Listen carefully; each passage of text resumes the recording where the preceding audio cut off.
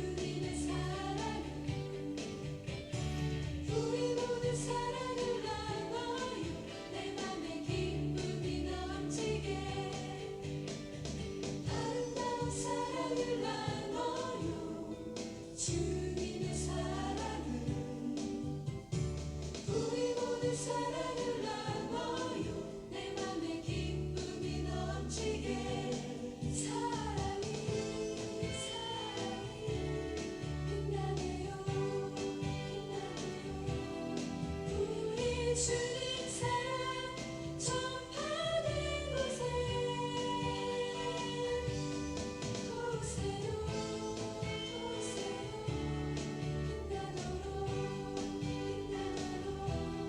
모든 영혼들이 주의 사랑으로 빛나도록 아름다운 사랑을 나눠요 주님의 사랑을 우리 모두 사랑을 나눠요 내 맘에 기쁨이 넘치게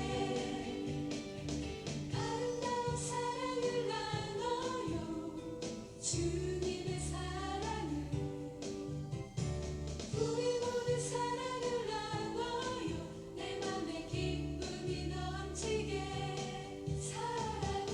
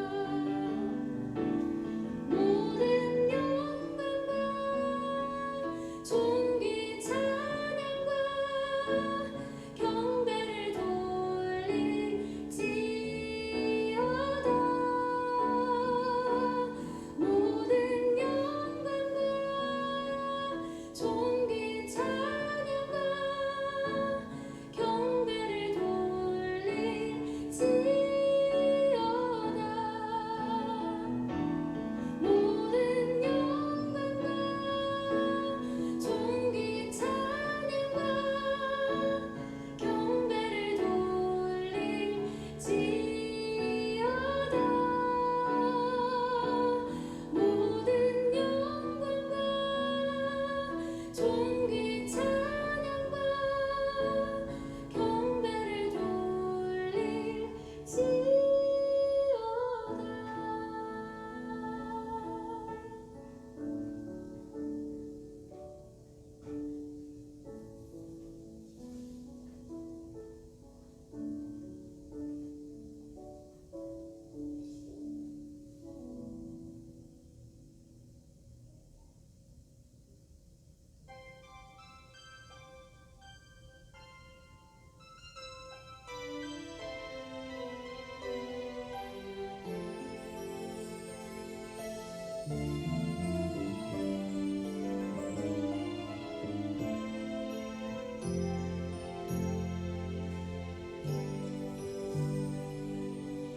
주님의 은혜로 살아가는 당신의 모습이 참 아름다워요. 주님의 사랑을 나누어 주는 당신의 모습이 너무 아름다워요. 하나님을 감동시키고 세상을 변화시키니 당신은 이 세상에 필요한 사람, 하나님이 좋아하는 사람. 당신 때문에 어두운 세상이 사랑으로 가득 차지요. 당신 때문에 하나님께서 더욱 영광 받으시지요.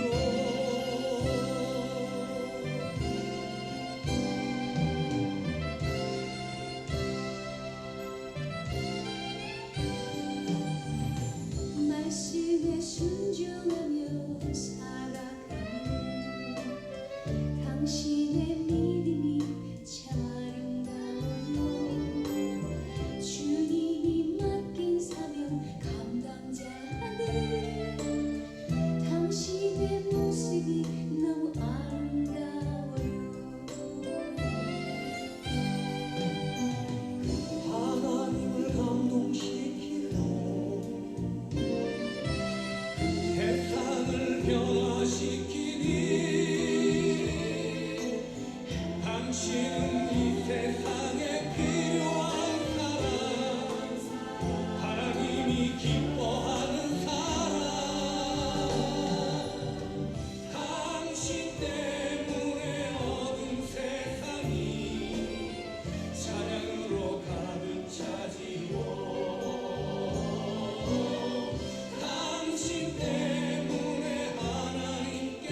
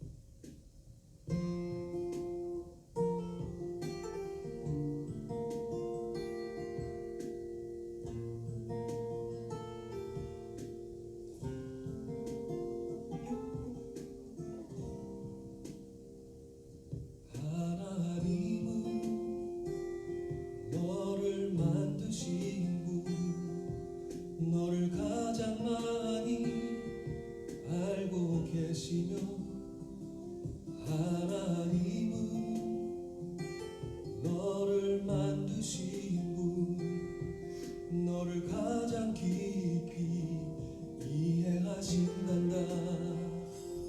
하나님은 너를 지키시는 분, 너를 절대 포기하지 않으며, 하나님은 너를 지키시는 분, 너를 쉬지 않고 지켜보신단다. 그의 생각 셀 수 없고, 그의 자비 무궁하며, 그의 성실 날마다 새롭고, 그의 사랑 끝이 없단다.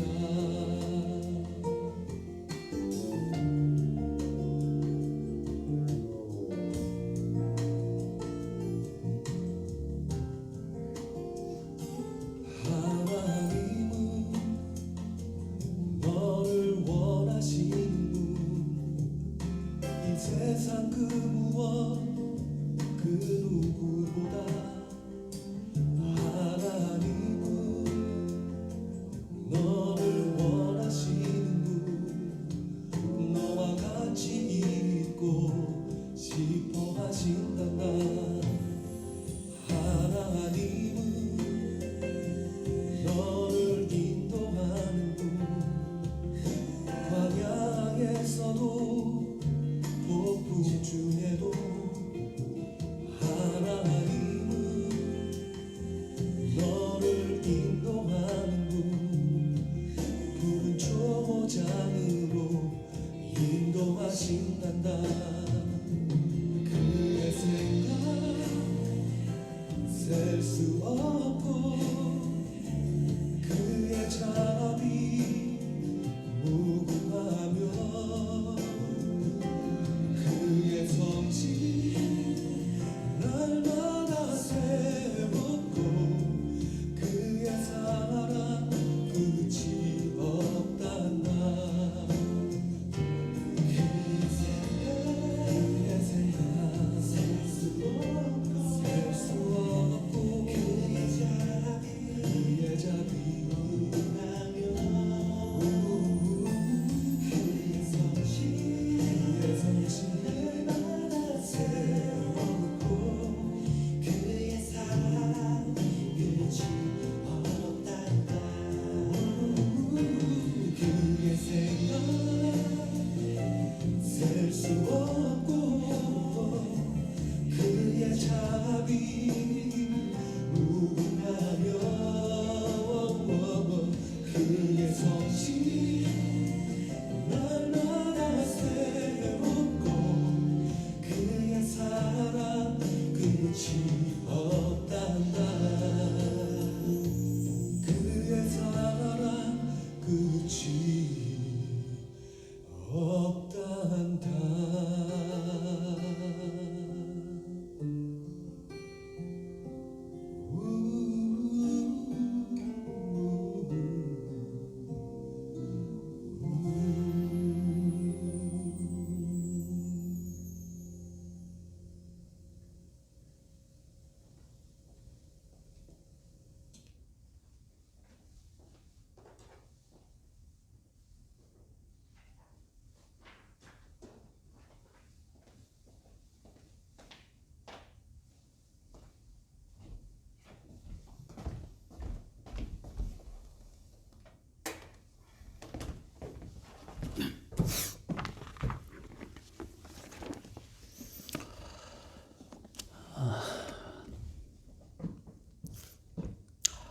자, 우리 주일 저녁 예배 신앙 고백 함께 하고 하나님을 예배하겠습니다.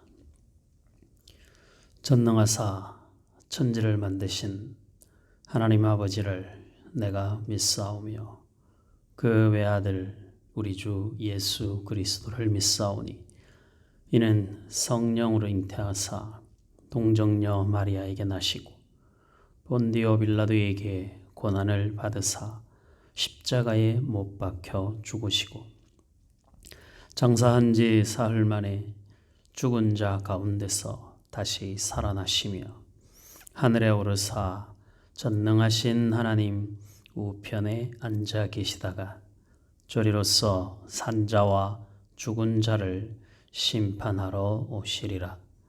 성령을 믿사오며 거룩한 공회와 성도가 서로 교통하는 것과 죄를 사하여 주시는 것과 몸이 다시 사는 것과 영원히 사는 것을 믿사옵나이다. 아멘. 느헤미야 6장 1절로 9절까지 우리 함께 보겠습니다. 구약성경 733, 734페이지 느헤미야 6장 1절로 9절 우리 다 같이 한 목소리로 읽겠습니다. 산발랏과 도비야와 아라비아 사람 게셈과 그 나머지 우리의 원수들이 내가 성벽을 건축하여 허물어진 틈을 남기지 아니하였다 함을 들었는데 그때는 내가 아직 성문에 문짝을 달지 못한 때였더라.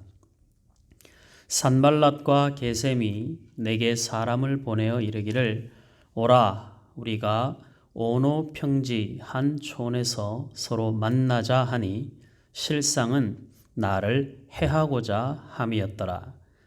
내가 곧 그들에게 사자를 보내어 이르기를 내가 이제 큰 역사를 하니 내려가지 못하겠노라. 어찌하여 역사를 중지하게 하고 너희에게로 내려가겠느냐 하매 그들이 4번이나 이같이 내게 사람을 보내되 나는 꼭같이 대답하였더니 산발랏이 5번째는 그 종자의 손에 봉하지 않은 편지를 들려 내게 보냈는데 그 글에 이르기를 이방 중에도 소문이 있고 가스무도 말하기를 너와 유다 사람들이 모반하려 하여 성벽을 건축한다 하나니 네가 그 말과 같이 왕이 되려 하는도다. 또 네가 선지자를 세워 예루살렘에서 너를 들어 선전하기를 유다에 왕이 있다 하게 하였으니 지금 이 말이 왕에게 들릴지라.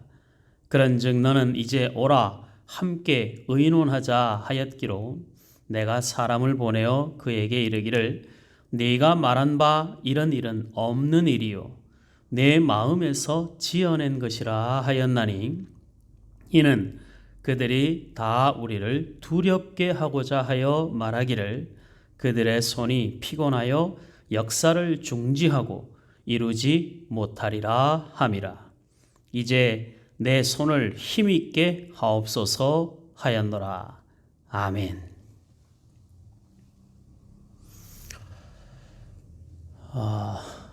성벽을 재건하는 이 일들이 보통 일이 아니죠. 원래 하나님의 일이 참 만만한 일이 아닙니다. 하나님의 일이라고 생각해서 어떤 일을 하려고 하면 참 그 숱하게 많은 반대들 또 반대를 위한 반대 모함 별별 일들이 다 있습니다. 느헤미야가 성벽을 재건을 하는 그 과정 중에서 이제 무너진 곳은 웬만한 곳은 다 수축하고 이제 성전의 문만 달면 되는데 공사는 다 끝나가고 자기들이 방해하려고 했던 일들은 이루어지지 않고 그러니까 산발랏, 도비야, 게셈 이런 사람들이 마지막으로 느헤미야를 이제 공격하려고 합니다. 먼저는 느헤미야에게 사람을 보내서 오노 평지로 오게 합니다. 와서 여러 가지 일들을 우리 사이에 서로 오해가 있으면 풀고 그리고 서로 서운한 거 있으면 말하고 그렇게 해서 우리 여기서 이야기를 하자. 이렇게 불렀는데 그 부르는 이야기를 느헤미야가 4번이나 들으면서도 동일한 반응을 합니다. 지금 내가 하는 이 일이 우리가 만나서 무엇을 하는 것보다 더 중요하다. 지금 성벽을 수축하고 마지막 남은 성전의 문을 닫는 이 일이 하나님이 나에게 주신 사명이고, 그리고 온 이스라엘이 함께 감당해야 될 큰 사명인데, 이 일이 완성되지 않은 상태에서 내 생각과 마음을 다른 곳에 빼앗길 수 없다는 것이죠.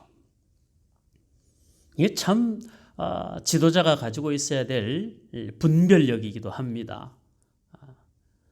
또 하나님을 믿는 모든 사람들이 가지고 있어야 될 우선순위의 그 지혜로움이 필요한 거죠.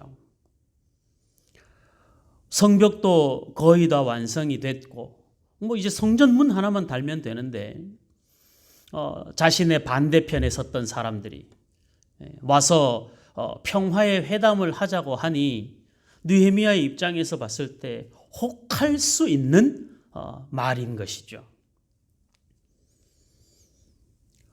성벽을 재건하는 일들은 거의 다 끝났으니까 이제 이 일들에 대해서 너무 마음 쓰지 않고 그동안에 불편했었던 모함하고 고소하고 또 위협하고 군사력을 동원하려고 했던 그 산발락과 도비야, 게셈 이런 사람들이 와서 이야기를 하려고 하니까 우리도 간단하게 생각해 보면 뭐 이제 주의 일은 거의 다 됐고 잠깐 가서 충분히 이야기하고 그 사람들한테 따끔하게 내가 가서 이제 너네들 다시는 이런 나쁜 일을 하면 안 된다. 하나님의 일을 방해하지 말라. 이렇게 내가 가서 좋은 말로 타이르고 올 수도 있는 일이죠. 그런데 그 일을 행하지 않습니다. 그의 마음의 중심이 어디에 있었기 때문이에요? 하나님의 성벽을 재건하는 그 일에 느헤미야의 모든 마음이 거기에 집중되어 있었기 때문에 그런 거예요. 그러니까 설령 산발랏이 화해와 평화의 손을 내밀었다 할지라도 지금 나에게 더 중요한 것은 하나님이 나에게 맡기신 사명이라는 것이죠.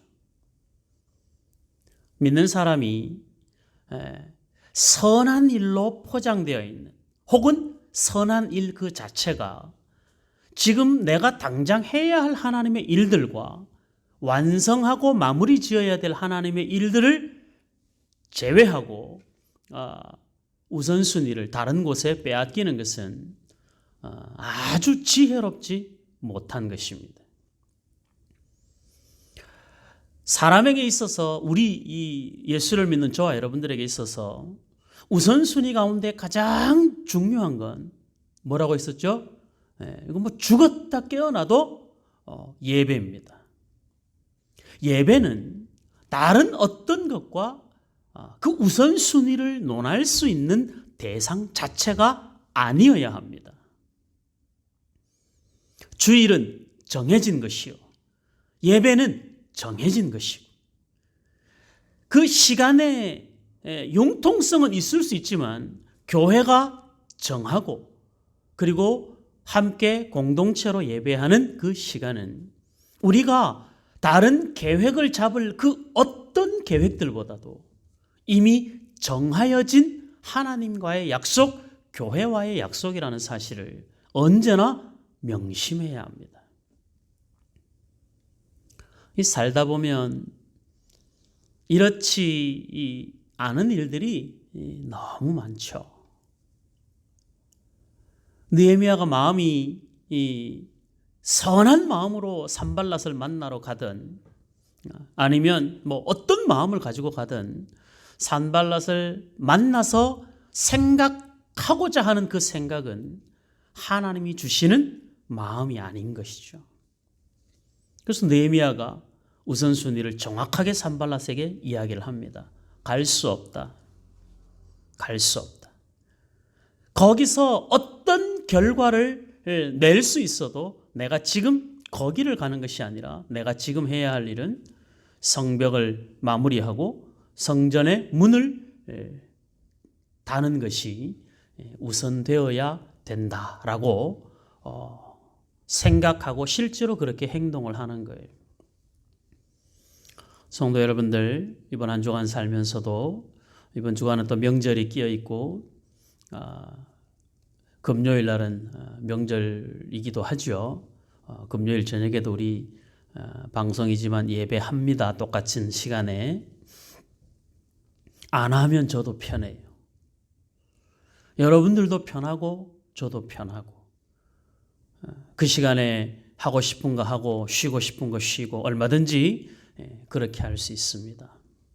실제로 그렇게 하기도 했었고, 근데 지금 비대면으로 예배하는 이 기간 동안에는 지난번에도 말씀드렸듯이 모든 교회와 함께하는 공적인 예배는 정해진 시간에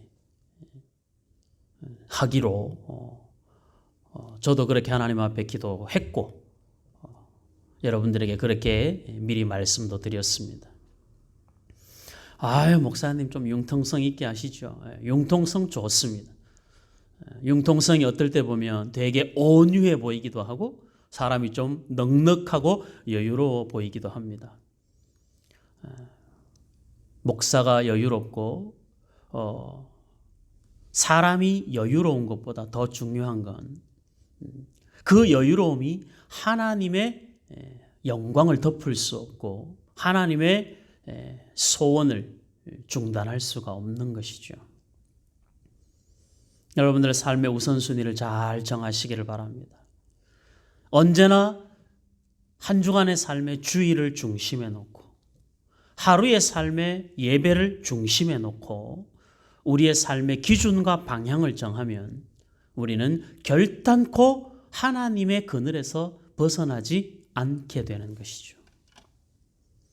그러나 그게 흔들리기 시작하면 급한 일, 중요한 일, 그 한 번의 일들로 나에게 큰 이익이 생길 수 있는 일들, 이런 것들은 다 우리를 끊임없이 유혹하지만 그러나 그 유혹으로 말미암아 우리에게 얻어지는 것은 한순간 배불릴 수 있고 한순간 해갈할 수 있을지는 몰라도 그것이 영원할 수는 결단코 없습니다.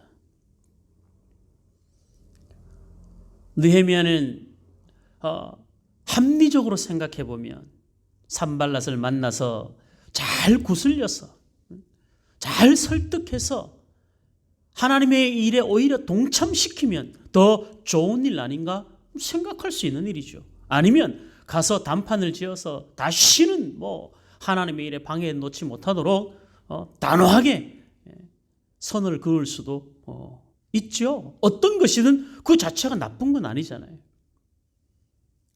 그럼에도 불구하고 지금 하나님 앞에 하고 있는 일, 해야 되는 일, 이 일이 다른 일들보다 우선될 수 없다.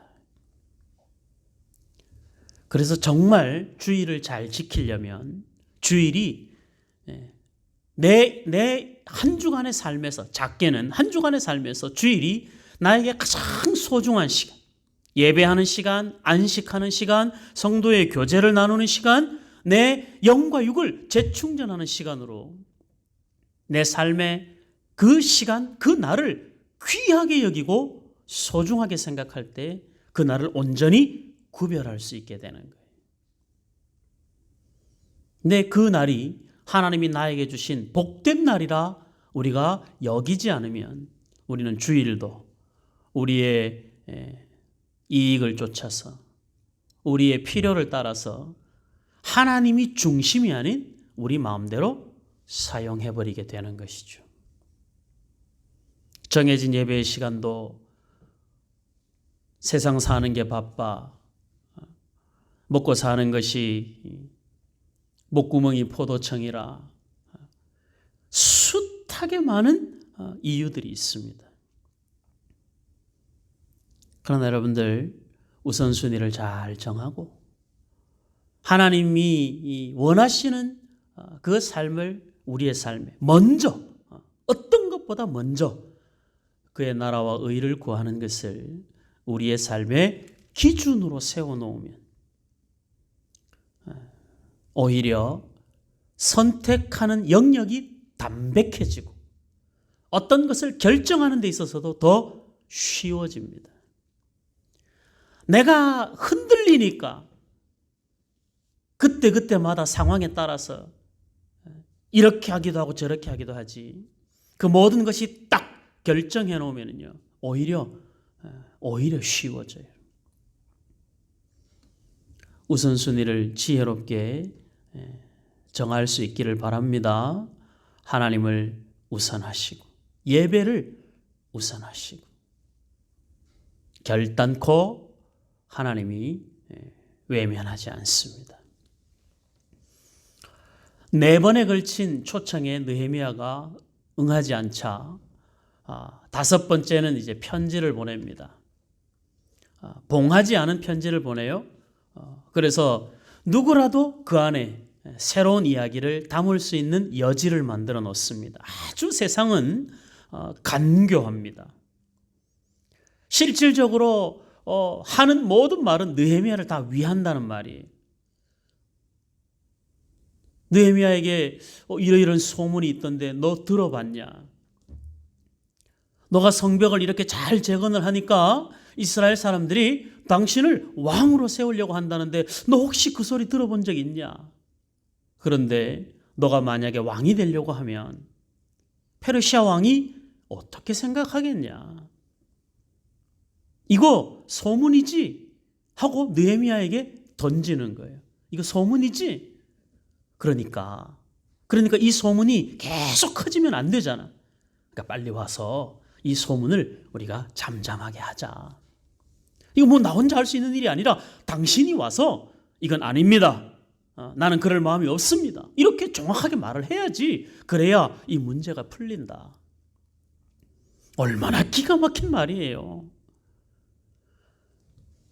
설명하지 않고 해명하지 않으면 사람들이 몰아가는 그 분위기가 충분히 자기를 위협하고, 페르시아 왕에게 느헤미야는 왕이 도와줘서 여기까지 와서 이 일을 하는데 페르시아 왕에게 배은망덕한 사람이 되는 거죠. 그래서 그걸 산발락과 도비야가 건드리는 것이죠. 이 소문이 틀렸기를 바래. 내가 생각한 게 잘못된 것이기를 바래. 넌 그런 사람이 아니야. 그렇겠지? 기가 막히죠. 그러니까 와서 해명하라는 거예요. 느헤미야가 가서 해명하면 오노 평지에 가나, 느헤미야 그 산발랏을 어디에서든 만나나, 다른 장소에서 만나나, 어쨌든 느헤미야가 가면 결국 느헤미야는 뭡니까? 마지막 성전 문짝을 다는 그 일을 뒤로 미룰 수밖에 없는 것이거든요. 그러니까 느헤미야는 뭘 생각하는 거예요?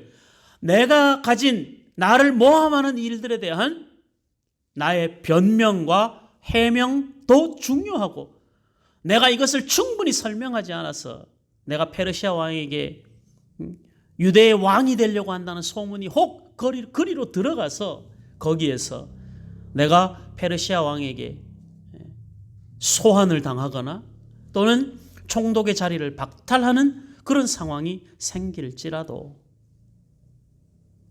내가 나의 안위를 보장하고 나의 억울함을 풀어놓는 것보다도 더 중요한 것은 하나님이 나에게 맡겨주신 사명을 완수하는 일이 더 중요하다. 그러니까 너희들의 말에 응할 수 없다. 그리고 나서 느헤미야가 뭐 하는 거예요? 하나님, 이 사람들이 이렇게 말을 하고 나를 모함하니 이제 하나님이 내 손을 붙잡고 힘있게 해달라고. 내가 이 위기와 이 아픔과 이 눈물의 상황을 견뎌낼 수 있도록 하나님 중심으로 하나님 기뻐하시는 길을 걸어갈 수 있도록 하나님이 내 손을 붙잡아 힘있게 해달라고 구하는 거예요. 결국 우리가 위기를 벗어나는 길은 하나님 앞에 기도하는 것이고, 우리가 불 가운데로 지날 때 하나님이 우리를 덮으시고, 우리가 물 가운데로 지날 때 하나님이 우리를 안아서 지나가게 하시는, 그것이 가장 완벽한 방법이요, 가장 하나님의 방법인 것이죠. 그러니 어줍지 않게 머리 쓰지 말고 저와 여러분들 다 머리를 써서 문제를 해결하려고 하지 말고 하나님 앞에 맡겨서 하나님이 일하시고 우리는 하나님이 하시는 대로 아멘하여 순종하면 하나님이 우리 앞서 행하시며 우리의 길을 평탄케, 그리고 시온의 대로를 여심처럼 저와 여러분들의 길을 열어 놓으실 줄 믿습니다. 시편 109편에서 다윗이 이와 동일한 상황에서 한 다윗의 고백이 있습니다. 우리 시편 109편 말씀을 보고 말씀을 정리하도록 하겠습니다. 시편 109편 31절까지 있는 말씀인데, 느헤미야가 처한 상황이 다윗이 고백하는 상황과 매우 유사하기에 다윗의 고백을 한번 연결시켜서 살펴보고, 우리도 이런 유혹과 또 이런 모함과 이런 일들을 만났을 때 느헤미야처럼 내 손을 힘있게 하옵소서 구하고, 다윗처럼 하나님이 내게 은혜를 베풀어 주옵소서 하고 기도하는 이런 신앙의 고백이 있기를 원합니다. 시편 109편, 자 1절에서부터 쭉 읽으면서 우리의 마음속에 담아보겠습니다. 내가 찬양하는 하나님이여 잠잠하지 마옵소서. 그들이 악한 입과 거짓된 입을 열어 나를 치며 속이는 혀로 내게 말하며 또 미워하는 말로 나를 두르고 까닭없이 나를 공격하였음이니이다. 딱 느헤미야가 처한 상황과 똑같죠.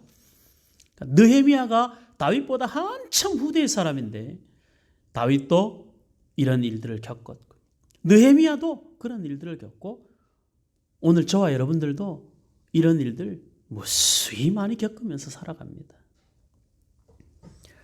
4절, 나는 사랑하나 그들은 도리어 나를 대적하니 나는 기도할 뿐이라. 이 참 신구약 전체를 통틀어서 훌륭한 그 성숙한 사람의 신앙 고백 중에 한 대목이죠. 나는 사랑하는데 저들은 나를 대적하고 내 마음은 안 그런데 나를 오해하고 모함하니 나는 어떻게 내가 가서 설명할까요? 설득할까요? 해명할까요? 가 아니라 뭐 한다는 거예요? 나는 기도할 뿐이라. 우리가 우리의 신앙이 인격적으로 성숙해져 가는 건 하고 싶은 말 다 하고 사는 게 아니에요. 사람이 하고 싶은 말 다 하면 속은 후련해요. 그러나 우리는 우리의 삶의 많은 부분들을 우리의 혀에 재갈을 물릴 필요가 있어요. 우리는 생각보다 악하고 우리는 생각보다 무서운 그런 말들을 쏟아낼 때가 많습니다. 다윗은 뭐라고 말하는 거예요? 그것을 사람에게 쏟지 않고 내가 그를 사랑하는데 그가 나를 대적하는 것을 사람에게 자신의 마음을 쏟아내지 않고 누구에게? 하나님에게 기도한다는 것이거든요. 왜요? 사람이 할 수 없는 일을 하나님이 하심을 믿기 때문인 것이죠. 우리가 하나님의 일하심을 믿기에 우리는 때로 우리가 사랑함에도 불구하고 우리가 대적처럼 여김을 받을 때가 있을 수 있습니다. 이 사업하는 사람들 특히 이런 일들 많이 겪으시죠. 사업하는 사람들뿐만 아니라 일반적으로도 우리가 하나님의 말씀대로 살아가려고 하면 매일 겪어야 하는 일들 중에 하나입니다. 그래도 우리는 사랑해야 하고 그래도 우리는 기도해야 되는 것이죠. 하나님의 일하심을 믿지 않고는 한 걸음도 걸어갈 수 없는 게 우리 인생이에요. 하나님이 내 억울함도 풀어주시고 하나님이 내 눈물도 닦아주시고 하나님이 나를 영광의 자리에 세우실 것을 믿지 않으면 우리는 정말 한 걸음을 믿는 자로 살아갈 힘이 없습니다. 그게 저와 여러분들이 처한 현실이에요. 그런데 하나님이 그걸 아시는 것이죠.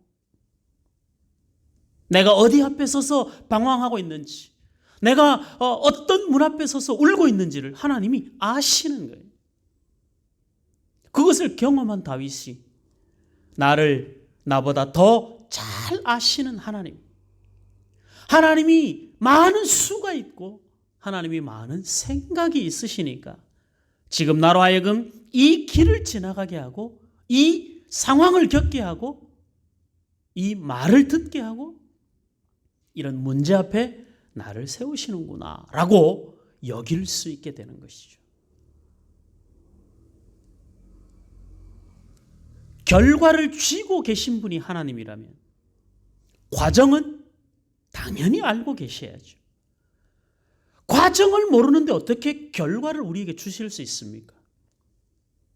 그러니까 우리가 살아가는 인생의 과정은, 우리가 살아가는 삶의 한 걸음 한 걸음은 하나님이 모르시는 것이 없죠.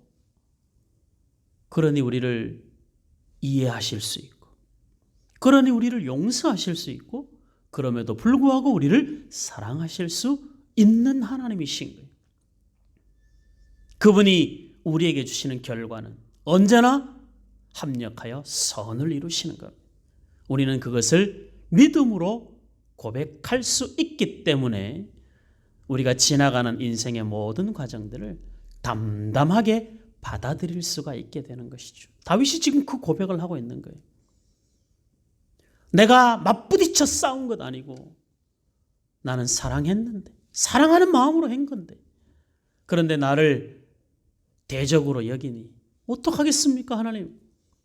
나는 엎드려 기도할 뿐입니다. 이렇게 이야기를 하는 거예요. 그런데 그 뒤에 나오는 내용들을 보면요, 다윗이 하나님 앞에 가서 하는 말은요, 절절히 정말 저주에 가까운 말들을 쏟아냅니다. 그런데도 그 말을 사람에게 하지 않고 하나님에게 한다는 거예요.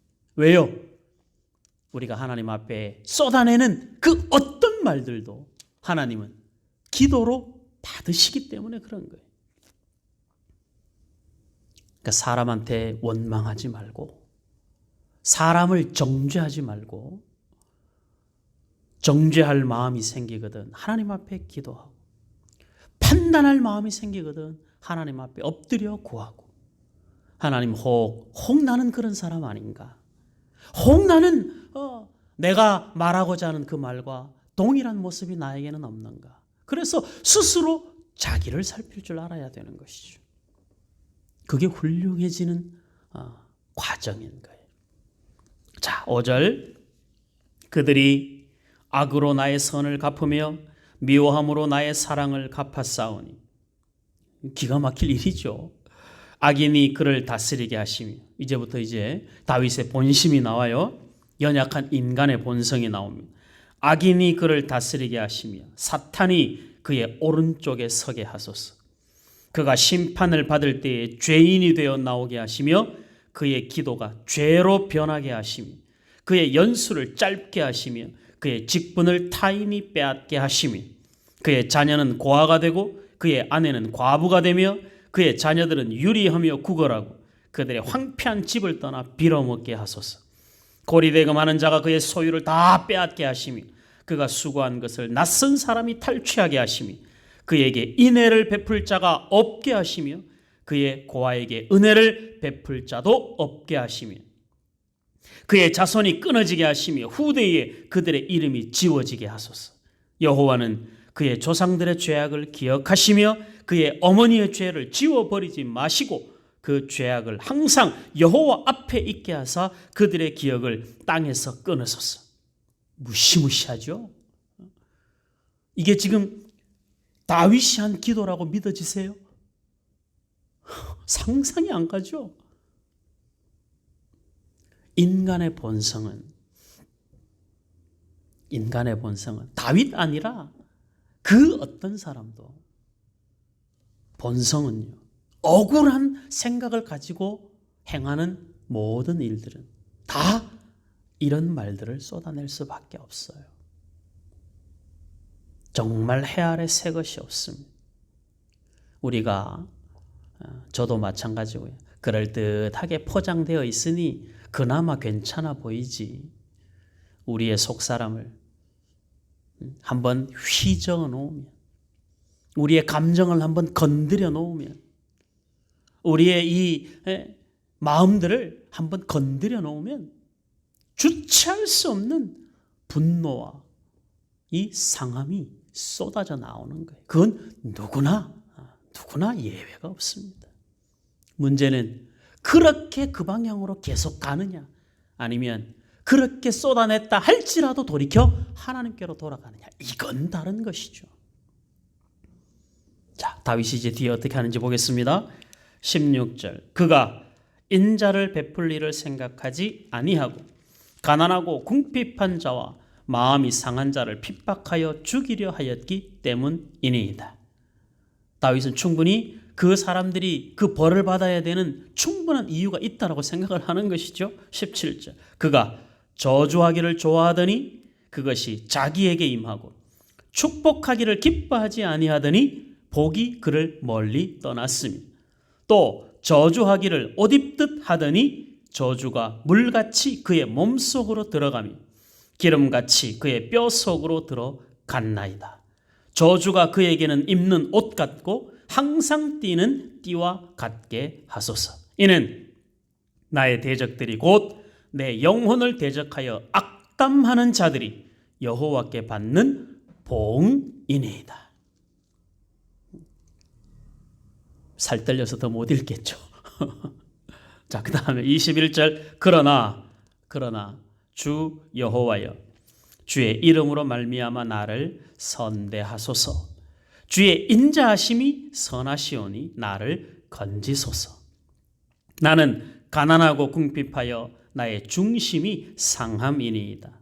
나는 석양 그림자같이 지나가고 또 메뚜기같이 불려가오며 금식함으로 내 무릎이 흔들리고 내 육체는 수척하오며 나는 또 그들의 비방거리라.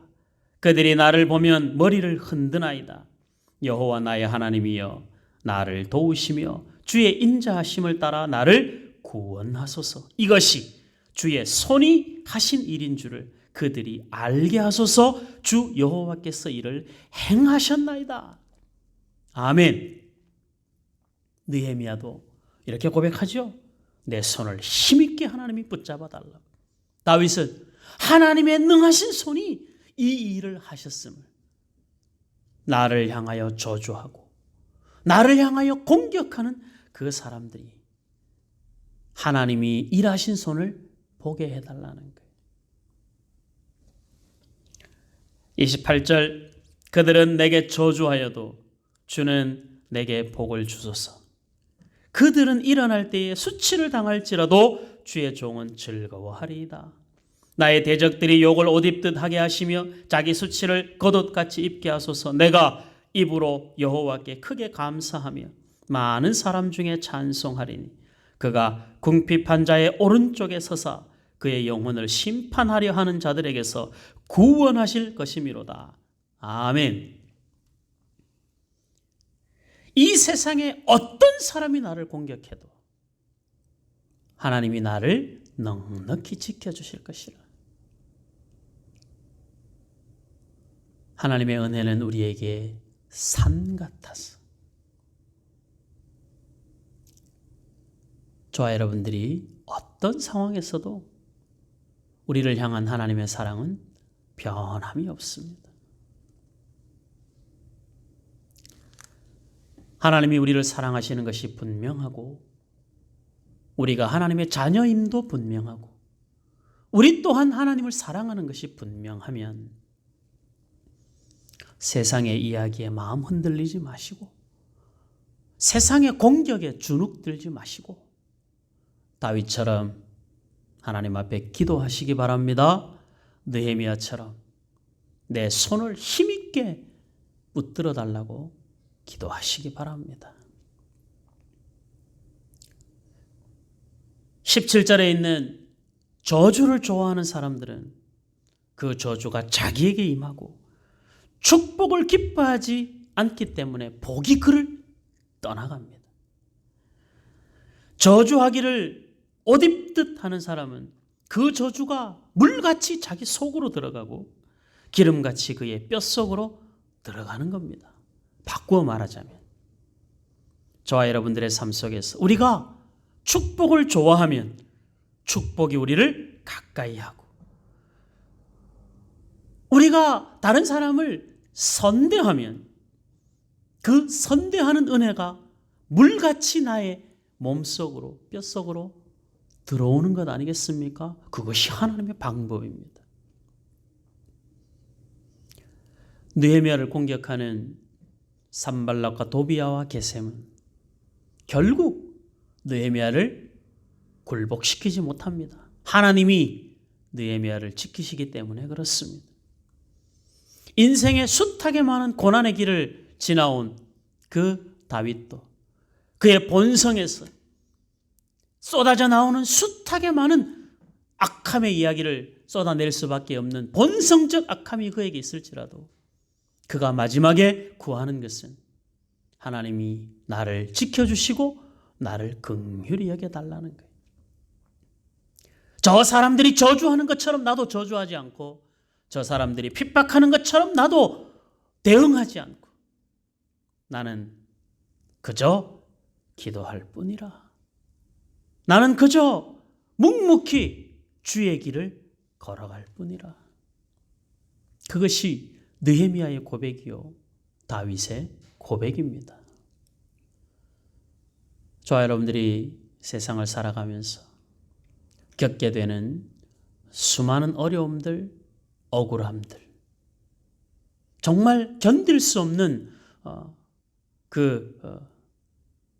분노가 우리 속에 외부의 공격에 의해서 우리 속으로 들어오든 아니면 우리의 내면에서부터 이런 마음이 밖으로 쏟아져 나오려고 하든 그때마다 하나님 앞에 엎드려 구하며 내 속에서 나오는 분노는 하나님이 나를 다스려 내가 절제하여 밖으로 나오지 않게 하시고 외부에서부터 나를 향하여 오는 그 공격들은 여호와의 손이 나를 힘있게 하셔서 그것보다 그 말에 내 마음을 빼앗기기보다 하나님의 일에 내 삶을 집중함으로 오늘 하나님이 나로 하여금 성실하게 걸어가게 하시는 믿는 자로서의 나의 삶을 내가 묵묵히 성실하게 살아감으로 그들의 이야기가 공허한 메아리와 같이 아무것도 아닌 이야기와 같이 그냥 그렇게 흘러가게 해달라고. 내 속에 들어와 내 귀를 타고 들어와 내 마음에 자리 잡아 나를 혼란스럽게 하고 내 마음을 힘들게 하는 일이 되지 않고 그냥 물처럼 강물처럼 흘러가 내 안에 머물지 않도록 해달라고 하나님 앞에 기도하시면 되는 겁니다. 하나님은 이번 한 주간도 저와 여러분들과 동행하실 것입니다. 사랑으로 함께 하실 것이고 우리가 처한 상황을 안아서 업어서 그렇게 그 길을 지나가게 하실 것입니다. 우리는 하나님 앞에 다윗처럼 찬송하게 될 것입니다. 하나님이 능히 우리를 구원하셨도다. 그 모든 일에 다윗이 크게 감사하며 찬송했다 했습니다. 이번 한 주간 동안 저와 여러분들의 삶에 이 찬송의 소리가 이 감사의 고백이 저와 여러분들의 하나님의 자녀됨에 증인되게 하시고 이러한 고백들이 저와 여러분들의 삶을 더욱 부요하고 풍성하게 하는 하나님의 놀라운 간섭하심이 될 수 있기를 주의 이름으로 소원합니다. 아멘. 기도하겠습니다.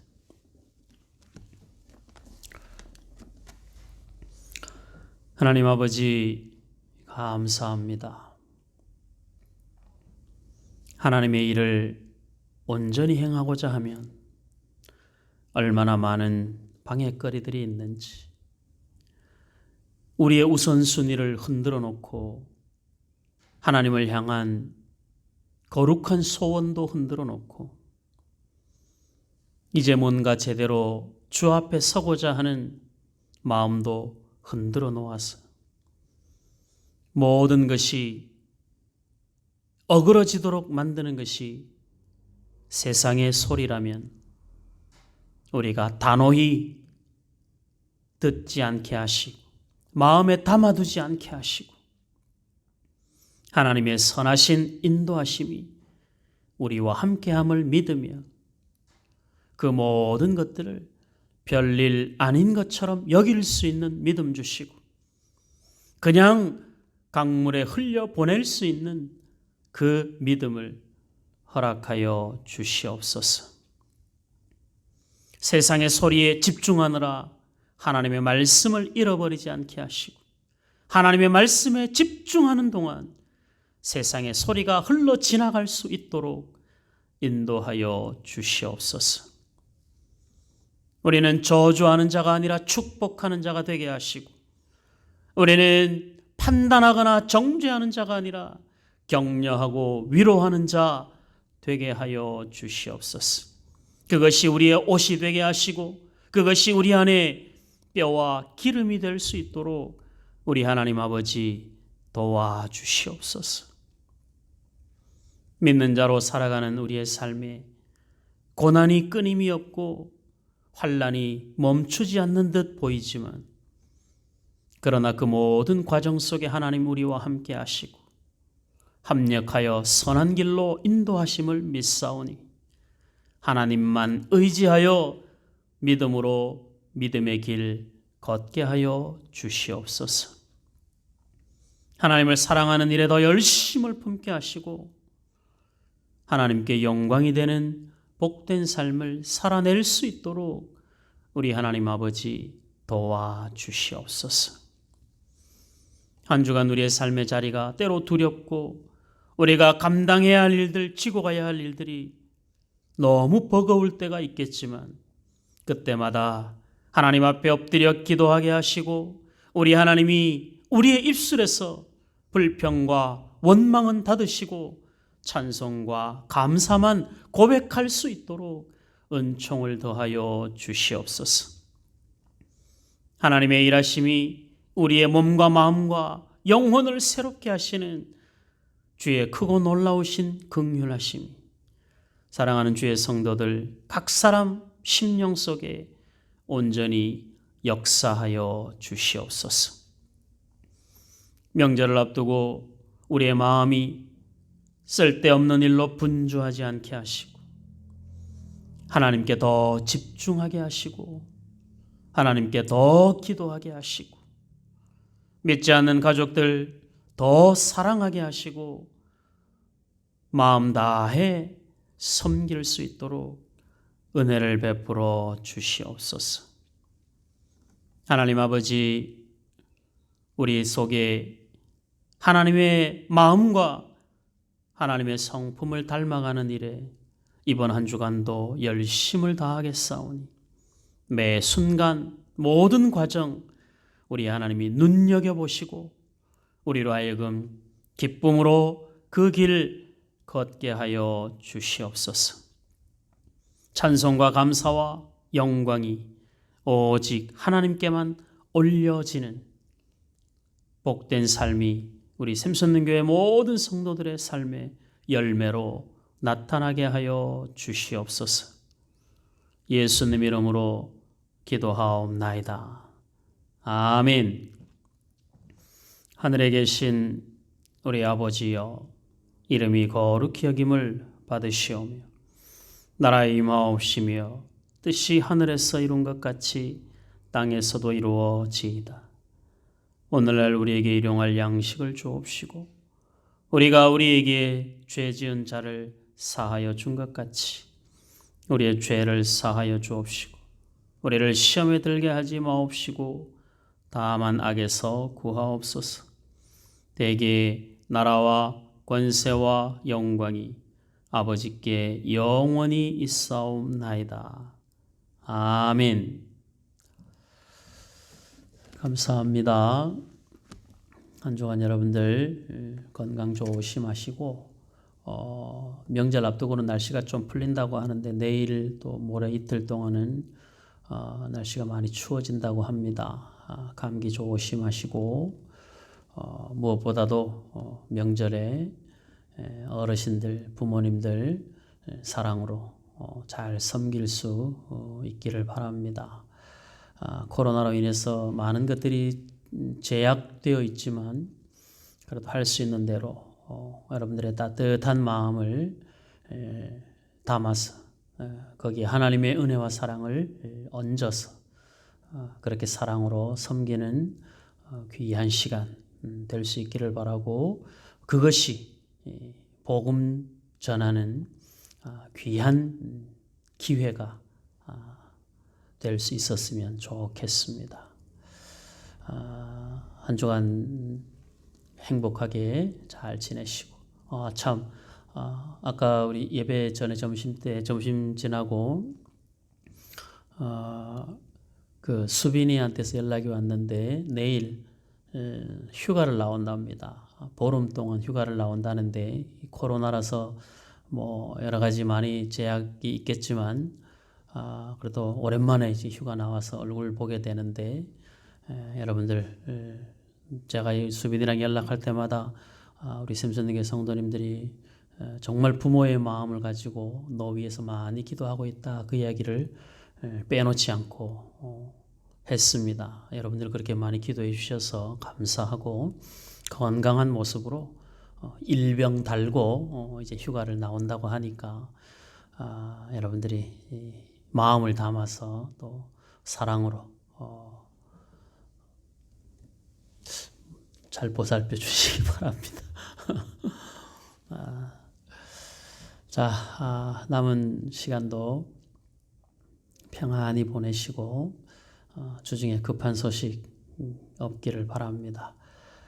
일일이 다 여러분들 명절 앞두고 또 얼굴 대면하고 그렇게 축복하고 싶은데 대표로 우리 교회 어르신들만 했으니까 여러분들도 이 자리를 빌어서 여러분들 1월 달에 새해 복 많이 받으라 이야기했으니까 여러분들 명절 잘 보내십시오.